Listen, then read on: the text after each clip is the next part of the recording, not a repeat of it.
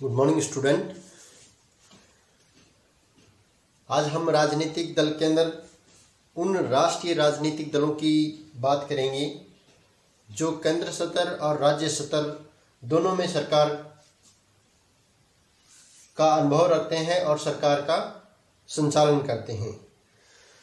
सबसे पहले हम राष्ट्रीय राजनीतिक दलों की बात करें।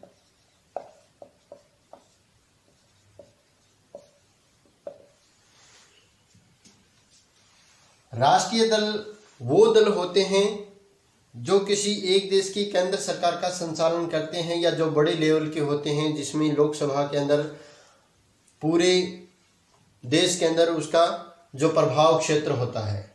और क्षेत्रीय दल वो दल होते हैं जिनका किसी एक विशेष क्षेत्र पर ही प्रभाव होता है। जैसे राज्य की विधानसभाओं के जो चुनाव होते हैं, अलग अलग राज्यों के चुनाव जो होते हैं वो क्या है, क्षेत्रीय दलों के अनुसार होते हैं। जब किसी राज्य के अंदर सरकार बनती है तो वो क्षेत्रीय दल की सरकार बनती है, जबकि पूरे किसी देश की सरकार बनती है तो वो क्या है, केंद्र सरकार या फिर राष्ट्रीय दल की सरकार कहते हैं।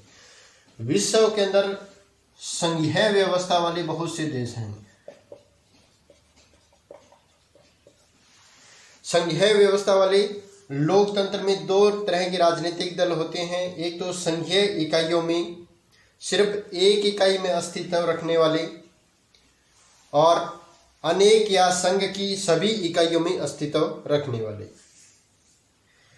भारत के अंदर भी ऐसी ही स्थिति है।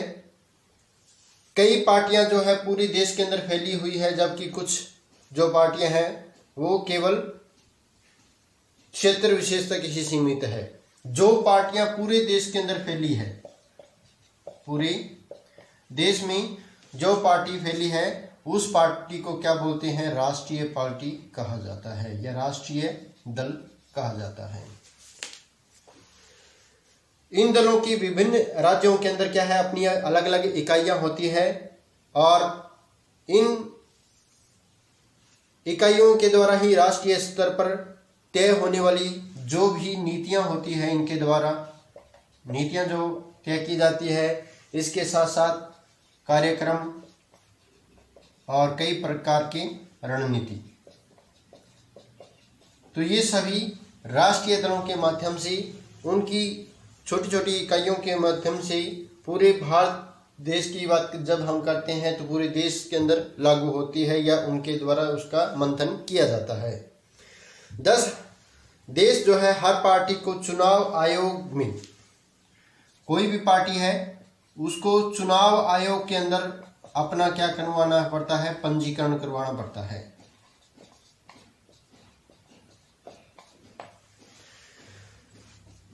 और आयोग इन सभी जो दल होते हैं, चाहे वो राष्ट्रीय दल हो चाहे वो क्षेत्रीय दल हो, उनको पंजीकरण करवाने के बाद में क्या मान्यता प्रदान करता है। और मान्यता प्रदान के लिए भी कुछ विशेष नियम होते हैं। तो विशेषकर कुछ अन्य लाभ पाने वाली जो पार्टियां होती है उसको क्या है, मान्यता प्राप्त दल कहा जाता है। जो जिसको किसी भी पार्टी को जब किसी पार्टी से संबंधित उन्हें चिन्ह प्राप्त हो जाते हैं तो वो मान्यता प्राप्त दल कहलाते हैं। चुनाव आयोग के जो नियम होते हैं वो स्पष्ट नियम बनाए गए हैं। कोई दल जो है वो कितने प्रतिशत वोट और सीट जीतकर मान्यता प्राप्त करता है, और किसी भी दल के अंदर वो अपनी भागीदारी रखता है। जब कोई पार्टी राज्य विधानसभा में, जब कोई पार्टी राज्य विधानसभा में कुल मतों का, कुल जो वोट डाले जाते हैं उसका 6% और कम से कम 2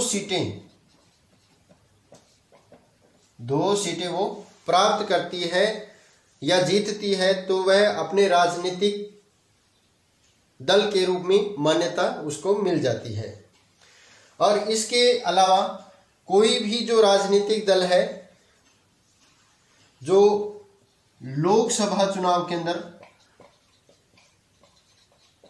ये तो थी विधानसभा चुनाव की बात। राज्य विधानसभा के जब चुनाव होते हैं तो कुल जितने वोट पड़ते हैं उसमें से 6% और कम से कम 2 सीटें उसको प्राप्त करना जरूरी होता है, तभी वह जो है राजनीतिक दल के रूप में मान्यता प्राप्त करता है। जब लोकसभा की बात करते हैं तो लोकसभा के अंदर कुल जो वोट मिलते हैं और उन कुल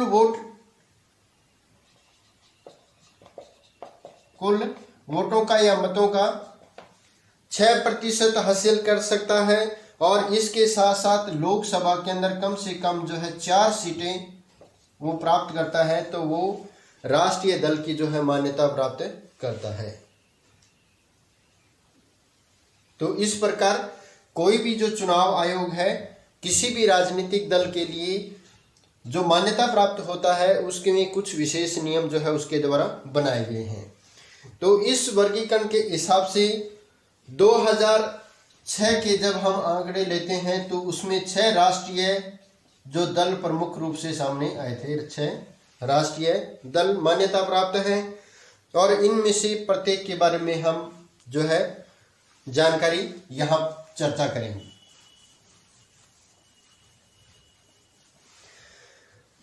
सबसे पहले बात करते हैं भारतीय राष्ट्रीय कांग्रेस की। भारतीय राष्ट्रीय कांग्रेस, भारतीय जो राष्ट्रीय कांग्रेस है वो सबसे पुराने राजनीतिक दल के रूप में है, सबसे पुराना राजनीतिक दल।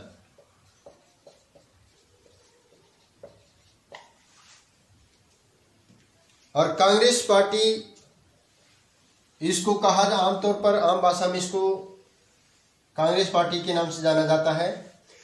यह दुनिया का जो है सबसे पुराना दलों में से एक है और इसकी स्थापना हुई थी 1885 के अंदर। 1885 में इस दल का गठन किया गया था और आज़ादी के बाद में राष्ट्रीय व प्रांतीय, राष्ट्रीय और प्रांतीय स्तर पर भी कई दशकों से इसने अपनी जो है प्रमुख भूमिका भी निभाई है। जवाहरलाल नेहरू की अगुवाई में हुई थी, क्योंकि जवाहरलाल नेहरू भारत के जो प्रथम प्रधानमंत्री थे।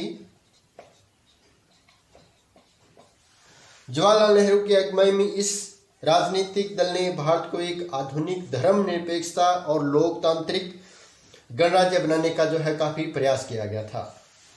1971 के अंदर 1971 से ये लगातार 1980, 1980 और फिर 1980 से लेकर 1989 तक 1989 तक इसने देश का जो है शासन किया था। इसके बाद में 1989 के अंदर इस दल ने जो है अपना जन समर्थन थोड़ा खो दिया था और जो अन्य पार्टियां थी वो समाज के जो वर्गों में औपचारिक रूप से दूसरे दलों ने राजनीतिक दल के रूप में भूमिका निभाई थी। समाज के जो सभी वर्गों के लिए इसने पूरे भारत के अंदर जो है कार्य किए या अपनी जो है रणनीतियां इनके इसके द्वारा बनाई गई थी। अपने वैचारिक रुझान में ये न तो वामपंथी और न ही ये दक्षिणपंथी थे। धर्मनिरपेक्षता और कमजोर वर्ग, सबसे अधिक जो है कमजोर वर्ग के लिए इन्होंने काफी जो प्रयास किए थे। इसके बाद में 2004 के अंदर ये लोकसभा के अंदर ये 145 सीट जो है प्राप्त करके सबसे बड़े राजनीतिक दल के रूप में उभरी थी और अपनी सत्ता जो है वहां पे स्थापित की थी। तो ये थी भारतीय राष्ट्रीय कांग्रेस। दूसरा राष्ट्रीय दल के रूप में भारतीय जनता पार्टी यानी बीजेपी।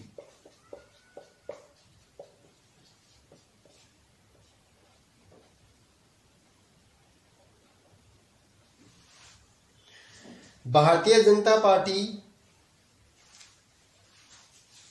इसका जो पुनर्गठन हुआ था वो 1980 के अंदर 1980 में किया गया। और भारत की प्राचीन संस्कृति,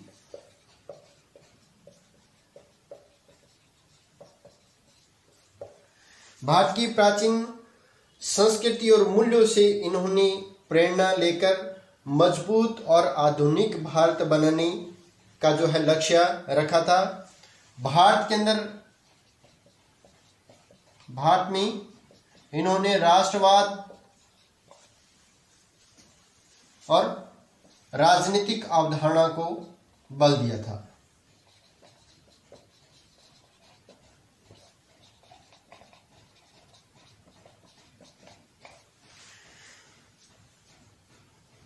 इसका जो प्रमुख जो एजेंडा है भारतीय जनता पार्टी का, ये किस पर आधारित है? हिंदुत्व के आधार पर। और ये सांस्कृतिक राष्ट्रवाद यानी हिंदुत्व को प्रमुख जो इसका तत्व रहा है। पार्टी जम्मू और कश्मीर को क्षेत्रीय और राजनीतिक स्तर पर विशेष दर्जा देने के जो है खिलाफ है। इसके साथ साथ यह देश में रहने वाले सभी वर्गों के लिए समान नागरिक संहिता बनाने और धर्मांतरण यानी धर्म परिवर्तन की जो समस्या है इसको खत्म करने की जो है इच्छुक रही है। हमेशा इस पर रोक लगाने की इन्होंने काफी प्रयास किए हैं। 1990 में इस दशक में समर्थन का जो आधार था वो काफी व्यापक रहा था और देश के उत्तरी और दक्षिणी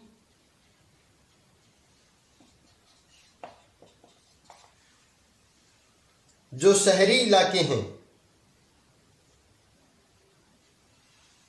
इसमें सिमटी रहने वाली इस पार्टी ने इस दशक के अंदर पूर्वी और पूर्वोत्तर के साथ साथ ग्रामीण इलाकों में भी अपना जो है आधार बनाया था। राष्ट्रीय गठबंधन के नेता की हैसियत से यह पार्टी 1998 में सत्ता में आई थी और गठबंधन के आधार पर प्रांतीय और क्षेत्रीय जो दल थे वो इसके अंदर शामिल थे। लेकिन 2004 के अंदर इन्होंने अपना जो है पार्टी जो क्षेत्र है इसका कम हो गया था और ये राजनीति उस 2004 के चुनाव में ये पार्टी अपनी सत्ता खो बैठी थी और एक मुख्य विपक्षी दल के रूप में इन्होंने भूमिका निभाई थी।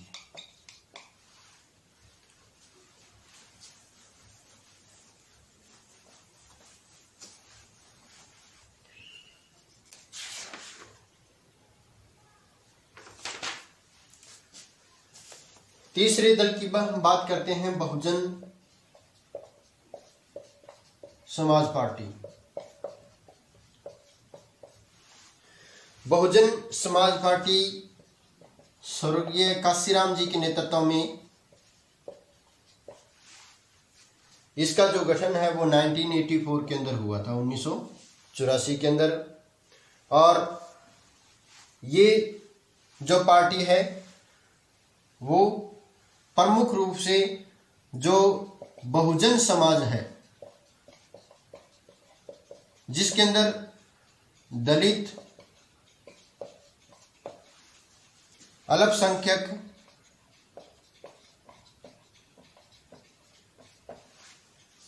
आदिवासी और पिछड़ी जो जातियां हैं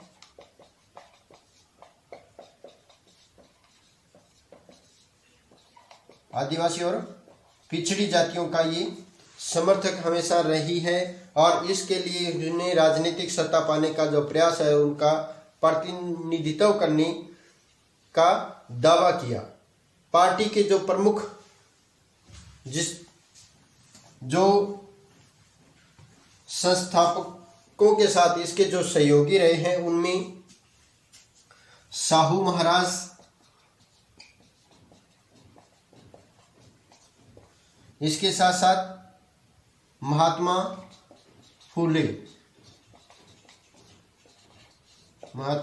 ज्योतिराव फुले और पेरियार रामास्वामी नायकर और बाबा साहेब अम्बेडकर।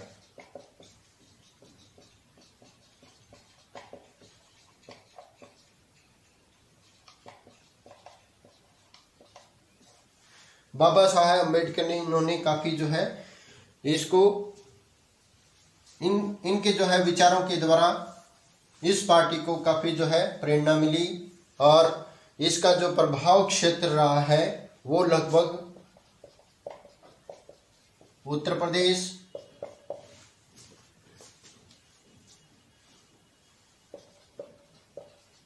मध्य प्रदेश, उत्तराखंड, इसके साथ साथ झारखंड, दिल्ली और पंजाब।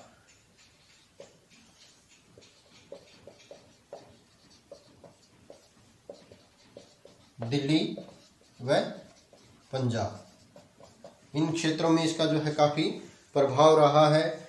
और 2004 के चुनाव में, लोकसभा चुनाव जब हुए थे तो इसको करीब 5% जो वोट मिले थे और 19 सीटें इसके द्वारा प्राप्त हुई थी और इन्होंने जो सत्ता में जो सरकार थी उसका जो है सहयोग दिया था। चौथी जो सरकार पार्टी है वो है भारतीय कम्युनिस्ट पार्टी।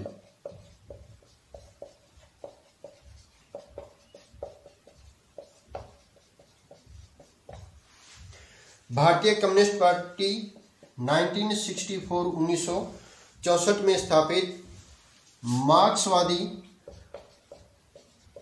लेनिन के विचारों से प्रभावित है।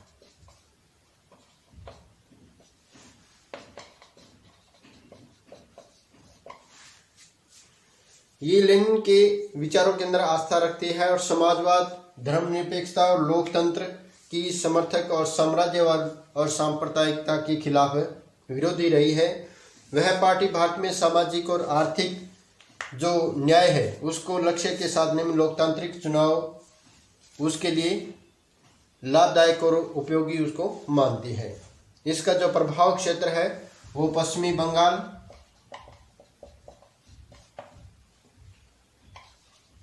केरल, त्रिपुरा कर इन क्षेत्रों के इनका जो आधार है वो काफ़ी मजबूत रहा है। ये सबसे ज़्यादा जो गरीब किसान हैं, गरीब किसान, मजदूर और प्रमुख जो बुद्धिजीवी है इन लोगों का ये हितैषी रही है। और पश्चिम बंगाल में लगातार 30 वर्षों से ये शासन में है। 2004 के चुनाव के अंदर इसको 6% जो है वोट मिले थे, 6% वोट मिले और 43 सीटें इसने 43 सीटें जो है हासिल की थी। ये जो पार्टी है उन्होंने 100% सरकार की जो है सहयोगी या समर्थन उनके द्वारा किया गया है। 5वें नंबर पे है भारतीय कम्युनिस्ट पार्टी।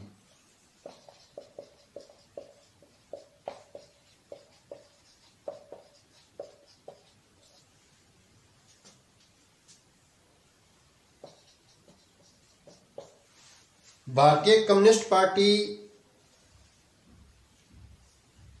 जो है 1925 के अंदर गठित की गई थी, 1925 में।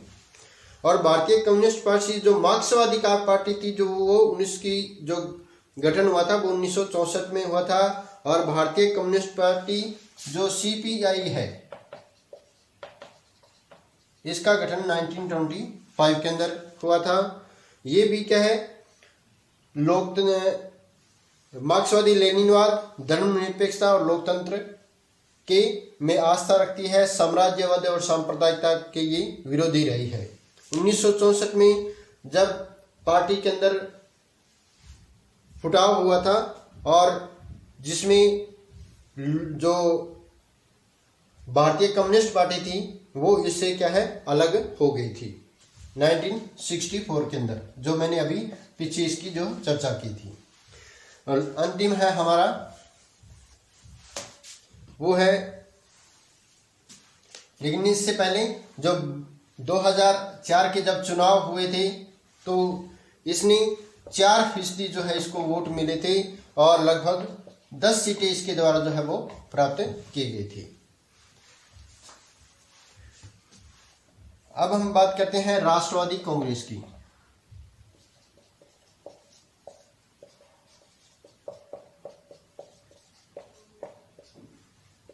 राष्ट्रवादी कांग्रेस पार्टी का जब विभाजन हुआ था तो 1999 के अंदर ये पार्टी जो है बनी थी।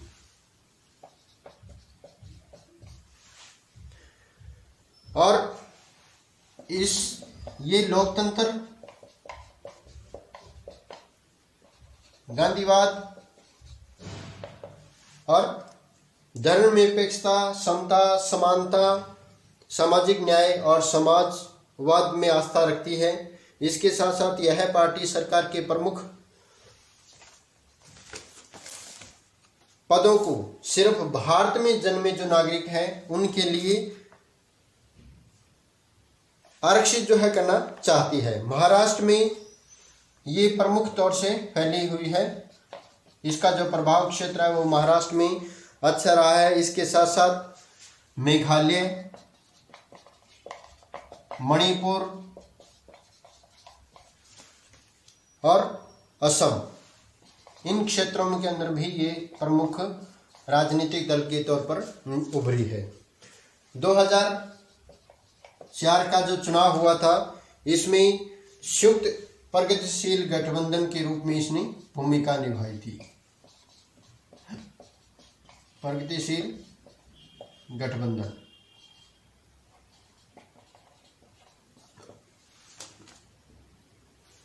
तो ये थे हमारे 6 प्रमुख जो है राष्ट्रीय दल, जिसकी स्थापना, इसके प्रभाव क्षेत्र और राजनीतिक रूप में किस किस तरह इनका जो है प्रभाव रहा है।